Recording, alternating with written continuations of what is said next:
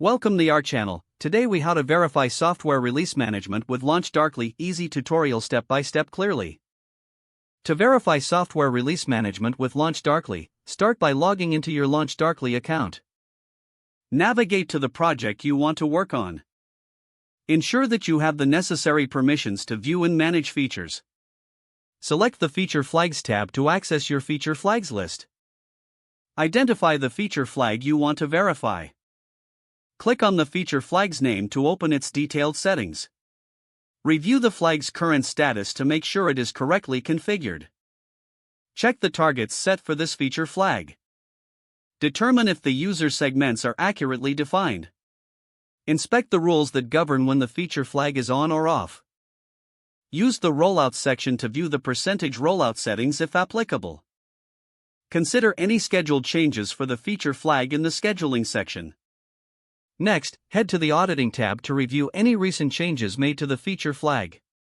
Ensure that there are no unexpected modifications or unauthorized accesses. Now, navigate to the Integrations tab and confirm that webhook notifications are configured properly. Test the webhook connection to ensure it is sending data as expected. After that, analyze the experiment settings if you are running experiments on this feature flag. Review the results of any active experiments to gauge performance. Finally, document your verification process for future reference. Ensure all findings are noted and communicated with your team for transparency. If the page does not load, refresh the browser or try again in a private or incognito window. Make sure you are using the correct email address, then retype it carefully to avoid small typos. If your password is not accepted, use the reset option and create a new strong password you can remember. Check your spam folder for verification or security emails, then complete any requested confirmation steps.